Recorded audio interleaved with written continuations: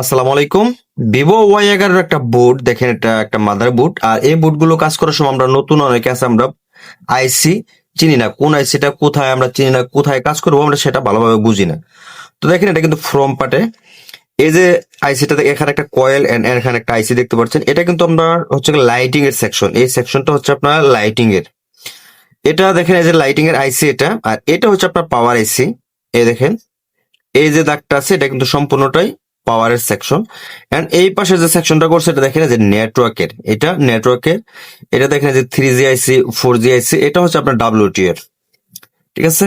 আর এই পাশে যদি আসি, তাহলে শর্টকাটে যদি আপনাদেরকে পরিচয় করায় দেই, তাহলে দেখেন এটার এই এই এই প্রান্তটায় আছে আপনার হচ্ছে কি ওয়াইফাই আইসি। এটার যেহেতু সিপিইউ টিনটা ঢাকনা করে লাগানো আছে, যার ফলে আমি খুলে দেখালাম না। এটার মধ্যে এই জায়গাটায় আছে আপনার সিপিইউ, আর এইটার মধ্যে আছে আপনার ইএমএমসি। আর এই প্রান্তে দেখেন এই যে আইসিটা আছে, এটা হচ্ছে আপনার চার্জিং আইসি।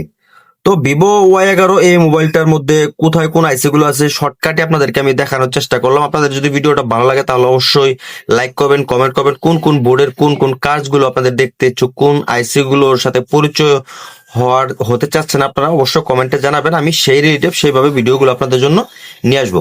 ভালো থাকবেন, আসসালামু আলাইকুম।